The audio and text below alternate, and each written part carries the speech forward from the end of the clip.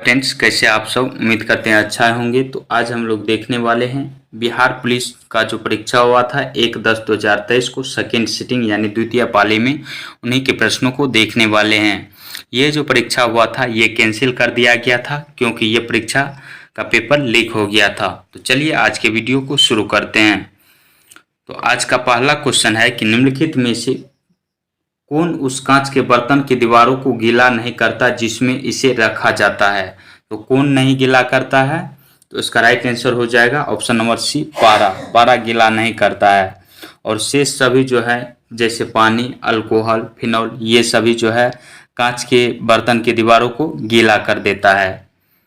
और पारा क्यों नहीं करता है? पारा जो है यह क्यों नहीं करता है? क्योंकि जल के कांच जो है इसके पृष्ठ को भिगोता है और पारा नहीं भिगोता है क्योंकि कांच के अणुओं के बीच लगने वाला आसंजक बल जल के अणुओं के बीच लगने वाला ससंजक बल से अधिक होता है, इसलिए यह दीवार को भिगा नहीं पाता है।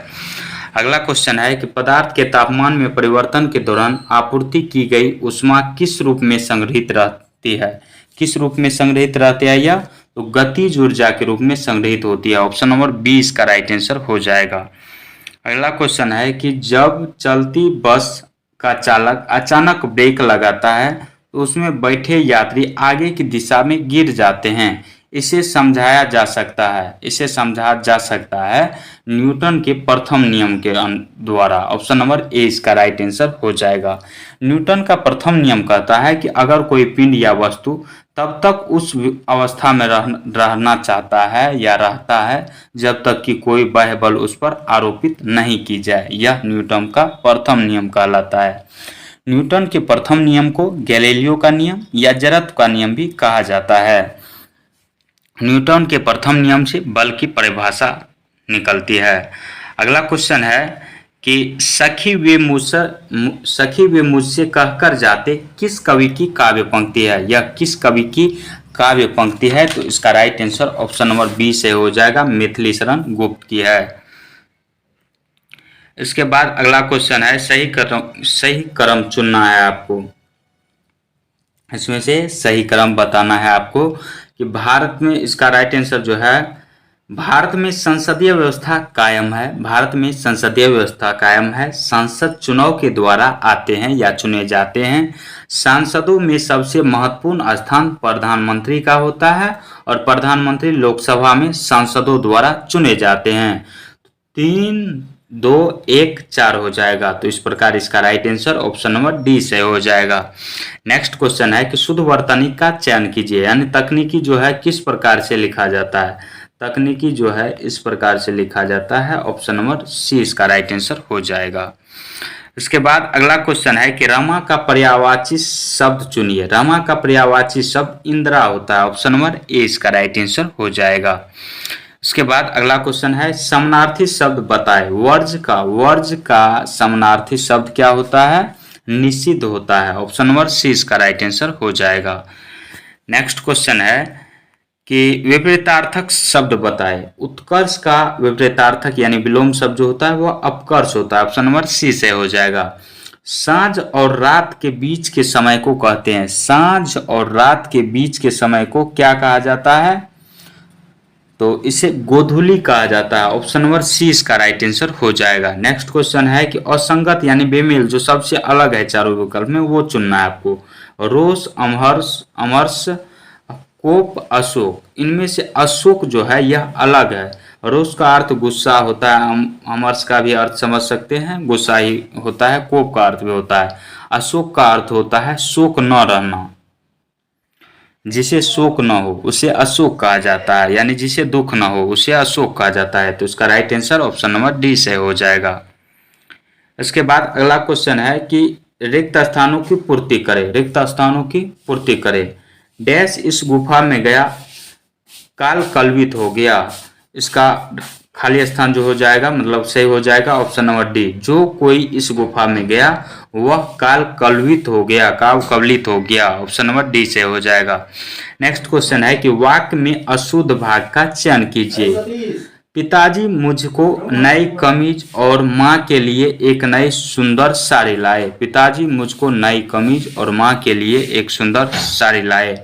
यहाँ पे मुझको की जगह मेरे लिए हो जाएगा। पिताजी मेरे लिए नई कमीज और माँ के लिए एक सुंदर साड़ी लाए।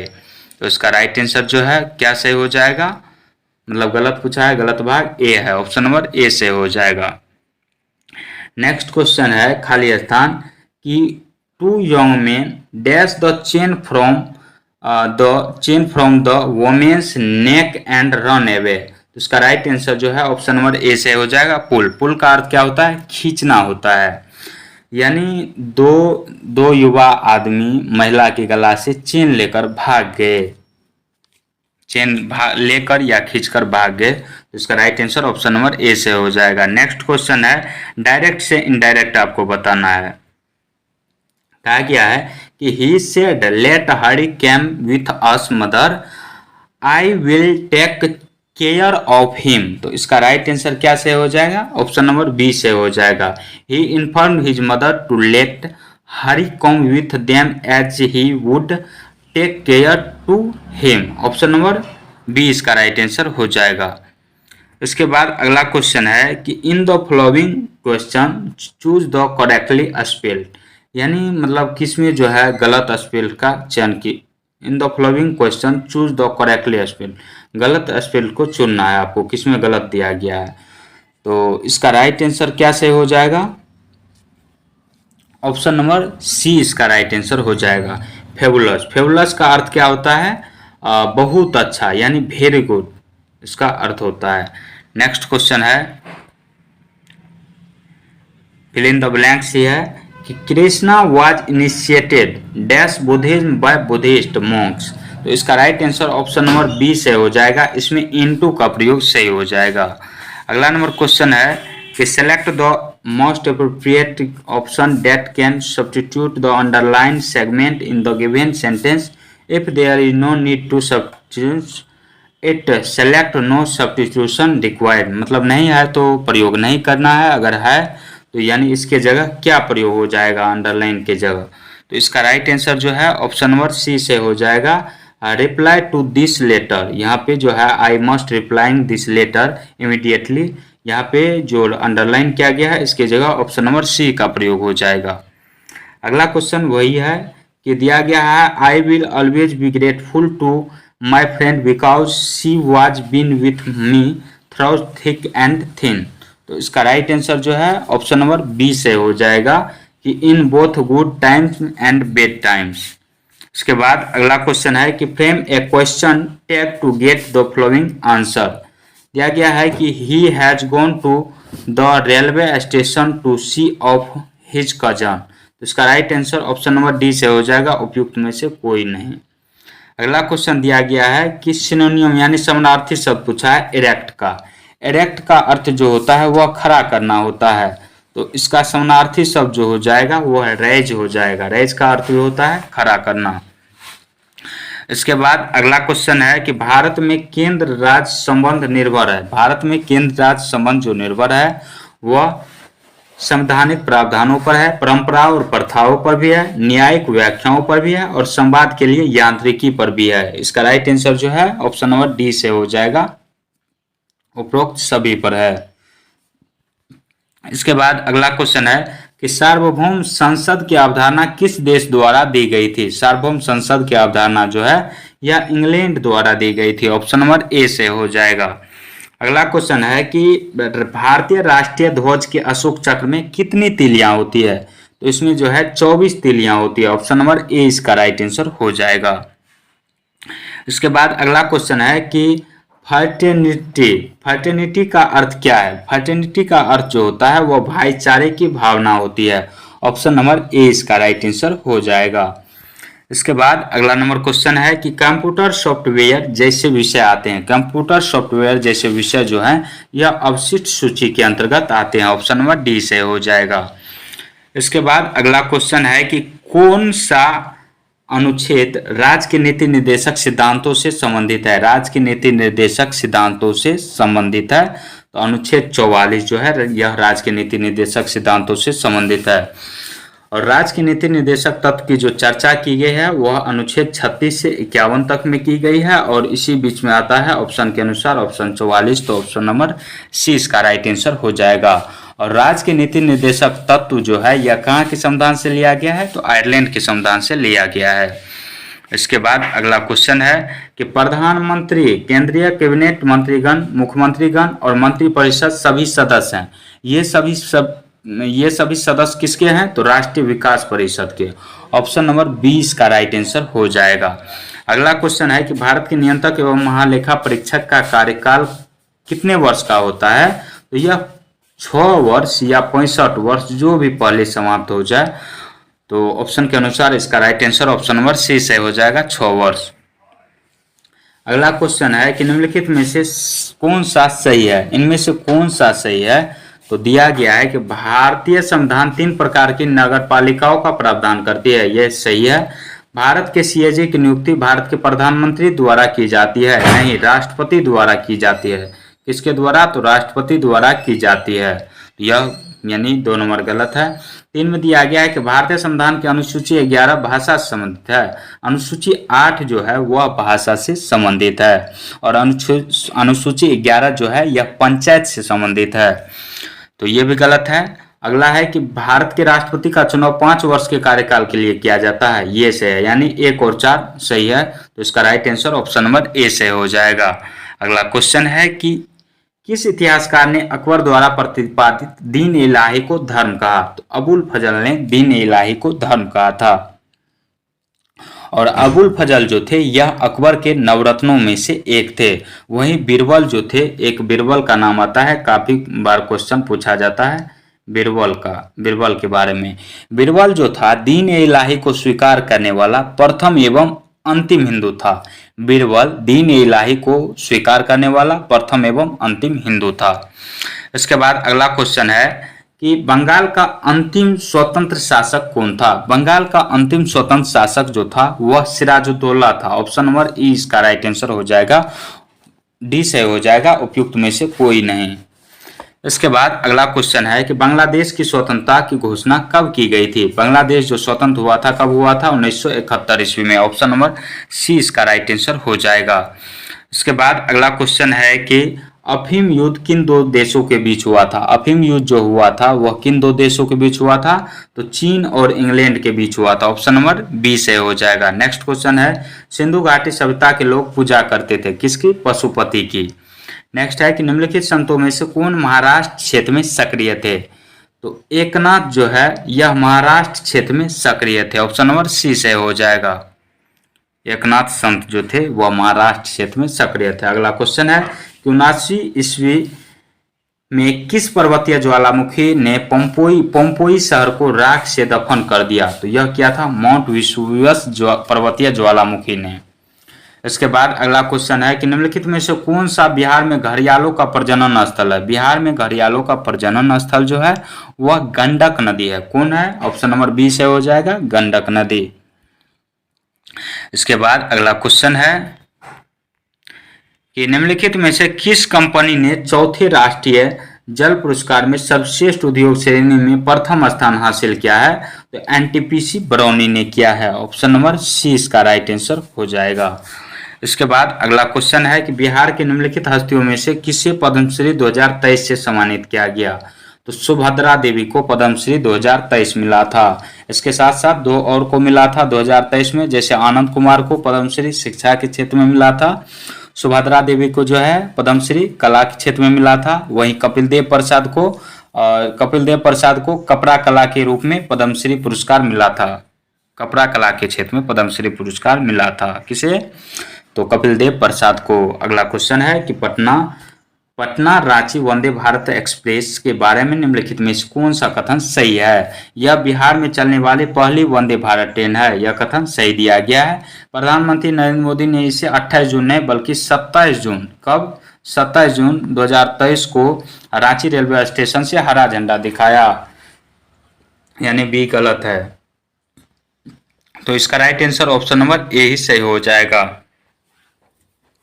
इसके बाद अगला क्वेश्चन है कि मार्च 2023 में मार्च 2023 में अनुसूचित वाणिज्यिक बैंकों का जीएनपीए अनुपात क्या था? जीएनपीए जो अनुपात था वह 3.9% था। ऑप्शन नंबर डी से हो जाएगा। अगला क्वेश्चन है कि निम्नलिखित में से कौन सा भारत में गरीबी का कारण है? भारत में गरीबी का कारण इनमें से कौन सा है? तो कम पूंजी निर्माण, बुनियादी ढांचे की कमी और जनसंख्या दबाव, इनमें से सभी है गरीबी का कारण। अगला क्वेश्चन है कि शकरकंद एक भूमिगत संरचना है जो भोजन को भंडारण करती है। इस पौधे में भोजन कहाँ बनता है? इस पौधे में जो है भोजन वह कहाँ बनता है? तो भोजन जो है पत्तियों में बनता है। ऑप्शन नंबर ए से हो जाएगा। इसके बाद अगला क्वेश्चन है कि रंध्र का खुलना और बंद होना किसके द्वारा किया जाने वाला कार्य है? रंध्र का खुलना और बंद होना यह जो है रक्षक कोशिका द्वारा किए जाने वाला कार्य है। ऑप्शन नंबर डी से हो जाएगा। अगला क्वेश्चन है कि गन्ने का लाल सड़न रोग जो होता है, गन्ने में लाल सड़न रोग वह किसके कारण होता है? वह किसके कारण होता है? तो इसका राइट आंसर जो है ऑप्शन नंबर सी से हो जाएगा, कोलेक्ट्रिकम फेलकटम के कारण। ऑप्शन नंबर सी इसका राइट आंसर हो जाएगा। अगला क्वेश्चन है कि प्लाज्मा झिल्ली शब्द किसके द्वारा दिया गया था? प्लाज्मा झिल्ली शब्द जो है यह जेक्यू प्लोवे के द्वारा दिया गया था। ऑप्शन नंबर डी से हो जाएगा। अगला क्वेश्चन है कि कृषि बीमा योजनाओं में शामिल है, कृषि बीमा योजनाओं में क्या सब शामिल होता है? तो इसमें जो है प्रधानमंत्री फसल बीमा योजना भी शामिल है। इसके बाद पुनर्गठित मौसम आधारित फसल बीमा भी शामिल है। तो इसका राइट आंसर जो है ऑप्शन नंबर सी सही हो जाएगा। ए और सी दोनों सही है। इसके बाद अगला क्वेश्चन है कि ट्रिपल बॉटम लाइन की लोकप्रिय अवधारणाओं के संबंध में निम्नलिखित में से कौन सा कथन जो है सही है? इनमें से कौन सा कथन सही है? तो इसका राइट आंसर जो है ऑप्शन नंबर सी इसका राइट आंसर हो जाएगा कि सामाजिक एवं पर्यावरणीय अच्छाइयाँ उत्पन्न करने के साथ ही यह कॉर्पोरेट घरानों को धन लाभ कराता है। इसके बाद अगला क्वेश्चन है कि निम्नलिखित में से कौन सा शहर भारत की पहली ई कचरा रिसाइक्लिंग इकाई स्थापित करेगी? ई कचरा रिसाइक्लिंग इकाई स्थापित करेगी। तो इसका राइट आंसर जो है ऑप्शन नंबर बी से हो जाएगा, बेंगलुरु शहर। इसके बाद अगला क्वेश्चन है कि भारत और 5 आसियान देशों अर्थात Cambodia, Laos, PDR, Myanmar, Thailand और वियतनाम मिलकर बनाते हैं, क्या बनाते हैं? मेकोंग गंगा कॉरपोरेशन यानी एमजीसी बनाते हैं। ऑप्शन नंबर सी इसका राइट आंसर हो जाएगा। अगला क्वेश्चन है कि निम्नलिखित में से कौन सा कर एक प्रत्यक्ष कर नहीं है? कौन सा कर एक प्रत्यक्ष कर नहीं है? तो बिक्री कर। बिक्री कर जो है यह एक प्रकार का अप्रत्यक्ष कर के अंतर्गत आता है। किस कर के अंतर्गत आता है? तो अप्रत्यक्ष कर के अंतर्गत आता है। इसके बाद अगला नंबर क्वेश्चन है कि दिया गया है कि डेयरी सहकारी समितियों के संबंध में निम्नलिखित कथनों पर विचार कीजिए। डेयरी सहकारी समितियों के संबंध में निम्नलिखित कथनों पर विचार कीजिए। तो दिया गया है कि सरकार डेयरी सहकारी समितियों को ऋण के ब्याज में 2% राहत देगी, सही दिया गया है। फुट एंड माउथ डिसीज और ब्रुसिलोसिस के विरुद्ध घरेलू पशुओं को 100% टीकाकरण प्रदान करेगा, ये भी सही है। 15,000 करोड़ द्वारा पशुपालन आधारभूत संरचना निधि का गठन किया जाएगा, ये भी सही है। यानी इसका राइट आंसर जो है ऑप्शन नंबर सी से हो जाएगा। 1, 2 एवं 3 तीनों सही है। इसके बाद अगला क्वेश्चन है कि यूएनडीपी तैयार करता है, यूएनडीपी तैयार करता है तो यह क्या तैयार करता है? मानव विकास सूचकांक को तैयार करता है। कौन? यूएनडीपी। इसके बाद अगला क्वेश्चन है कि नई सार्वजनिक क्षेत्र उद्यम नीति के अनुसार कौन सा कथन सत्य या असत है? इनमें से कौन सा कथन सत्य या असत है? तो दिया गया है कि रणनीतिक क्षेत्र में शामिल है परमाणु ऊर्जा, अंतरिक्ष एवं प्रतिरक्षा शामिल है, परिवहन एवं दूरसंचार ये भी शामिल है, पावर, पेट्रोलियम, कोयला एवं खनिज ये भी शामिल है, बैंकिंग, बीमा एवं वित्तीय सेवाएं ये भी शामिल है। सिर्फ एक सरकारी कंपनी को रखा जाएगा, अपशिष्ट विलीन या निजीकरण या बंद कर दिया जाएगा, नहीं बंद नहीं किया जाएगा। निजीकरण को सिर्फ लगाया गया है, ये इसलिए ये गलत है, यानी ऑप्शन नंबर ए से हो जाएगा। एक सत्य है, 2 असत्य है। इसके बाद अगला क्वेश्चन है कि निम्नलिखित में से सही उत्तर का चयन कीजिए। निम्नलिखित में से सही उत्तर का चयन करना है आपको। दिया गया है कि आधुनिक भारतीय सिक्के सांकेतिक सिक्के हैं, नहीं ये सांकेतिक संकेत ही नहीं करते हैं बल्कि प्रदर्शित भी करते हैं, तो यह कथन गलत दिया गया है। क्यूप्रोनिकल धातुओं का उपयोग पिघलाने को हतोत्साहित करने के लिए किया जाता है। यह कथन क्या है? सत्य है। और अगला जो है, सिक्का निर्माण अधिनियम 2011 सिक्कों को पिघलाने पर रोक लगाता है। यह भी कथन सही है, यानी 2 और 3 दोनों सही है। तो ऑप्शन नंबर 20 का राइट आंसर हो जाएगा। इसके बाद अगला क्वेश्चन है 57। यहाँ से रीजनिंग का प्रश्न शुरू होता है। 57 का राइट आंसर जो है ऑप्शन नंबर सी से हो जाएगा। इसके बाद 58 का राइट आंसर जो है, 58 का राइट आंसर क्या से हो जाएगा? ऑप्शन नंबर बी से हो जाए, सॉरी 3 का स्क्वायर किया गया है 9, 9 का स्क्वायर 81, 81 का स्क्वायर किया गया है 6561। तो इसका right answer option number A से हो जाएगा 9। अगला क्वेश्चन है 59 का राइट आंसर जो है ऑप्शन नंबर बी से हो जाएगा एच। इसके बाद 60 नंबर का क्वेश्चन जो है, 60 का राइट आंसर क्या से हो जाएगा? ऑप्शन नंबर ए से हो जाएगा।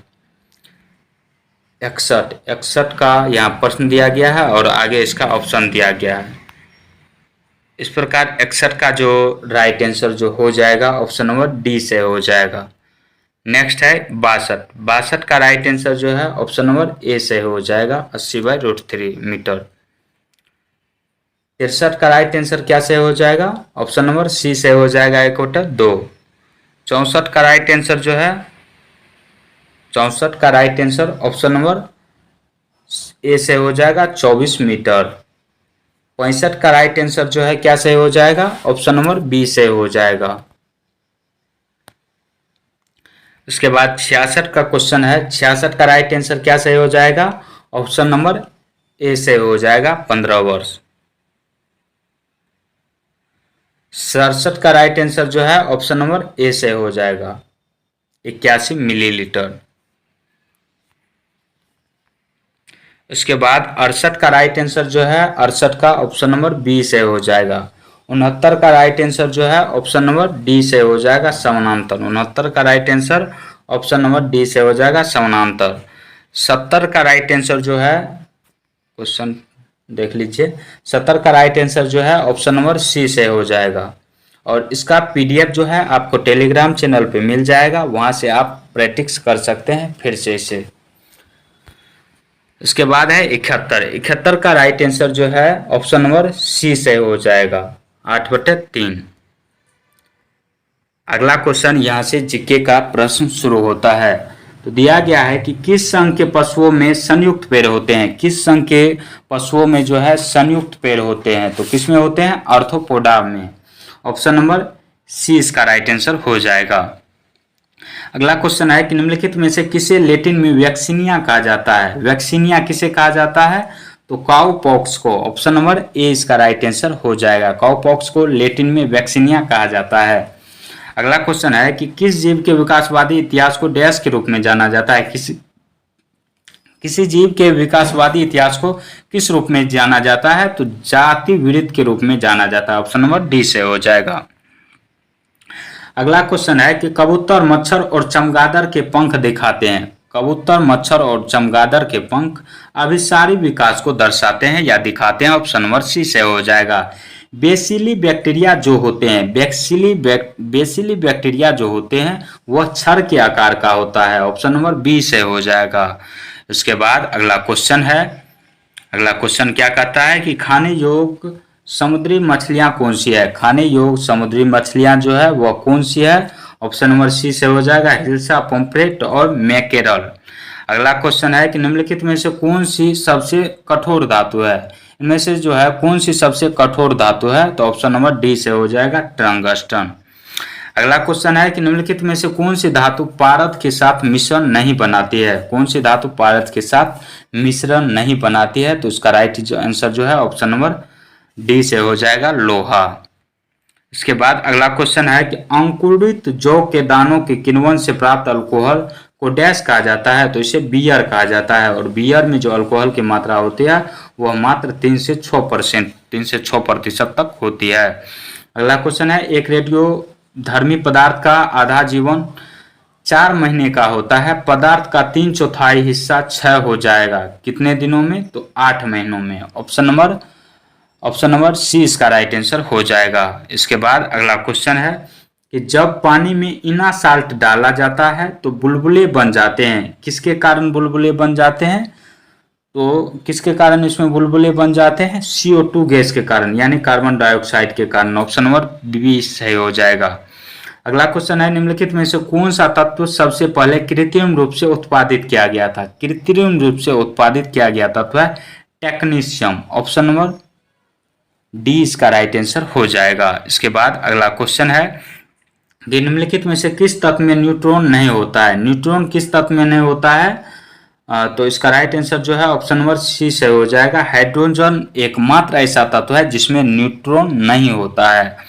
अगला क्वेश्चन है कि निम्नलिखित में से किस गैस का उपयोग टीयर गैस के रूप में किया जाता है? तो NH3 यानी अमोनिया का प्रयोग। ऑप्शन नंबर सी इसका राइट आंसर हो जाएगा। टीयर गैस को ही आंसू गैस के रूप में जाना जाता है। अगला क्वेश्चन है कि बर्तनों के लिए नॉन स्टिक सतह कोटिंग बनाने के लिए उपयोग किया जाने वाला पॉलीमर है। उपयोग किया जाने वाला पॉलीमर जो है वह टेफ्लॉन है। ऑप्शन नंबर बी इसका राइट आंसर हो जाएगा, टेफ्लॉन। टेफ्लॉन जो होता है यह एक कठोर पदार्थ होता है जो ऊष्मा का प्रतिरोधक और विद्युत का कुचालक होता है। इसका उपयोग बर्तन के लिए नॉन स्टिक सतह कोटिंग बनाने के लिए किया जाता है। इसके बाद अगला क्वेश्चन है कि निम्नलिखित में से कौन से शहर जहाज निर्माण से संबंधित है? जहाज निर्माण से संबंधित शहर जो है वह एंटवर्प है, ट्रोएस्टे है और हैम्बर्ग है। ये नहीं है, मिन्स्क जो है यह नहीं है जहाज निर्माण से संबंधित। तो इसका राइट आंसर 1, 3 और 4 हो जाएगा। ऑप्शन नंबर डी इसका राइट आंसर हो जाएगा। इसके बाद अगला क्वेश्चन है कि निम्नलिखित में से किसे लाल नदी और नीली वादियों की नीली नदियों की भूमि के रूप में जाना जाता है?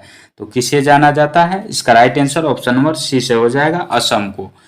असम को जो है, असम में ब्रह्मपुत्र नदी जो है वह असम से होकर ही बहती है। असम का जो माजुली द्वीप है यह विश्व का सक्रिय असम का नदी द्वीप जो है माजुली द्वीप वह किस लिए प्रसिद्ध है वह आप कमेंट में जरूर बताइएगा। अगला क्वेश्चन है कि इसका right answer option number C सही था। अंटार्कटिका में भारत के वैज्ञानिक एवं शोध अभियान के संबंध में निम्नलिखित में से कौन सा कथन सही है? कौन सा कथन इनमें से सही है? तो दिया गया है कि अंटार्कटिका में प्रथम वैज्ञानिक बेस स्टेशन दक्षिणी गंगोत्री था। कथन सही दिया गया है। वर्तमान में दक्षिण गंगोत्री का उपयोग आपूर्ति बेस एवं पारगमन शिविर के रूप में किया जा रहा है। ये भी सही है। वैज्ञानिक गतिविधियों के लिए मैत्री स्टेशन पूरे वर्ष आबाद रहता है। यह भी सही दिया गया, यानी तीनों सही है। ऑप्शन नंबर डी इसका राइट आंसर हो जाएगा। इसके बाद अगला क्वेश्चन है कि आर्कटिक क्षेत्र और अंटार्कटिक महाद्वीप स्थित है। आर्कटिक क्षेत्र और अंटार्कटिक महाद्वीप स्थित है, यह कहाँ पे स्थित है? तो इसका राइट आंसर जो है ऑप्शन नंबर बी से हो जाएगा, उत्तरी और दक्षिणी ध्रुवों के निकट स्थित है। अगला क्वेश्चन है सूची 1 और सूची 2 को सुमेल करें और सूची के नीचे दिए गए कूट का उपयोग करके सही उत्तर का चयन करें। पश्चिम मध्य रेलवे का मुख्यालय जो है वह जबलपुर है। पश्चिम मध्य रेलवे का मुख्यालय कहाँ है? जबलपुर है। और दक्षिण पूर्व मध्य रेलवे का मुख्यालय जो है वह बिलासपुर है। पूर्व मध्य रेलवे का मुख्यालय जो है वह हाजीपुर है और उत्तर पूर्व रेलवे का मुख्यालय गोरखपुर है। तो इसका राइट आंसर जो है कौन सा से हो जाएगा? ऑप्शन नंबर ए से हो जाएगा। इसके बाद अगला क्वेश्चन है कि 100% सौर ऊर्जा पर चलने वाला भारत का पहला केंद्र शासित प्रदेश कौन सा है? भारत का पहला केंद्र शासित प्रदेश जो 100% सौर ऊर्जा पर चलता है वह द्वीप है। ऑप्शन नंबर सी इसका राइट आंसर हो जाएगा। इसके बाद अगला क्वेश्चन है कि केंद्र शासित प्रदेश पुदुचेरी के संदर्भ में निम्न कथनों पर विचार करें। यह पूर्व में बंगाल की खाड़ी एवं शेष 3 दिशाओं में तमिलनाडु द्वारा घिरा हुआ है। यह कथन क्या दिया गया है? गलत दिया गया है यह कथन। यह पूर्व में बंगाल की खाड़ी और शेष 3 दिशाओं में तमिलनाडु द्वारा घिरा है, नहीं। पुदुचेरी जो है यह 4 छोटे असंबद्ध जिले जैसे कराईकल में स्थित है। पुदुचेरी के 4 जिले हैं, कराईकल है, पांडिचेरी है, माहे है और यनम है। तो अगला क्वेश्चन दिया गया, अगला लाइन दिया गया है केंद्र शासित प्रदेश पुदुचेरी के 4 छोटे असंबद्ध जिले हैं। यह सही दिया गया है, यानी केवल 2 सही है। ऑप्शन नंबर बी इसका राइट आंसर हो जाएगा। अगला क्वेश्चन है कि वाणिज्यिक अनाज कृषि एक महत्वपूर्ण फसल है। वाणिज्यिक अनाज कृषि एक महत्वपूर्ण फसल है। तो इसका right answer option number A से हो जाएगा। गेहूं जो है यह वाणिज्यिक अनाज कृषि फसल का एक महत्वपूर्ण स्रोत है, यानी गेहूं जो है यह वाणिज्यिक फसल के अंतर्गत आता है। अगला क्वेश्चन है कि परावर्तन के नियम सत्य है। परावर्तन के नियम किसके लिए सत्य होता है? तो यह जो है सभी परावर्तक सतहों के लिए सत्य होता है। ऑप्शन नंबर डी से हो जाएगा। नेक्स्ट क्वेश्चन है कि कौन सा बेहतर कंडक्टर है? कौन सा बेहतर कंडक्टर यानी चालक है? ऑप्शन के अनुसार जो है ऑप्शन नंबर बी से हो जाएगा निकेल। वैसे आपको जो है ऑप्शन के अनुसार न पूछ के पूछता तो कौन सा बेहतर कंडक्टर यानी चालक है, तो वह सबसे पहले नंबर पर आता है चांदी, दूसरे नंबर पे आता है तांबा, तीसरे नंबर पे आता है सोना, चौथे नंबर पे आता है एल्युमिनियम, पांचवें नंबर पे आता है जिंक, छठे नंबर पे आता है निकेल। चलिए इसके बाद अगला क्वेश्चन है कि खगोलीय दूरबीन द्वारा बनाई गई छवि होती है। खगोलीय दूरबीन द्वारा बनाई गई छवि जो होती है वह कैसी होती है? तो वह आभासी और आवर्धित होती है। ऑप्शन नंबर 20 का राइट आंसर हो जाएगा। अगला क्वेश्चन है कि ध्वनि की तीव्रता किसके संदर्भ में मापी जाती है? ध्वनि की तीव्रता जो होती है वह किसके संदर्भ में मापी जाती है?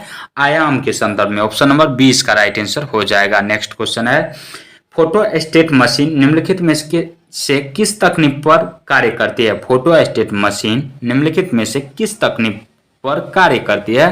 तो इसका राइट आंसर जो है ऑप्शन नंबर सी इसका राइट आंसर हो जाएगा। इलेक्ट्रोस्टैटिक छवि निर्माण पर यह कार्य करती है। अगला क्वेश्चन है कि एक खगोलीय इकाई औसत दूरी है। एक खगोलीय इकाई औसत दूरी है किसके? पृथ्वी और सूर्य के बीच की औसत दूरी है। तो इसका राइट आंसर जो है ऑप्शन नंबर ए से हो जाएगा। पृथ्वी एवं सूर्य के बीच औसत दूरी जो होती है वह लगभग 15 करोड़ किलोमीटर होती है। 15 करोड़ किलोमीटर होती है। तो आज का वीडियो आपको कैसा लगा कमेंट सेक्शन में जरूर बताएं। मिलते हैं नेक्स्ट वीडियो में, तब तक के लिए जय हिंद जय भारत।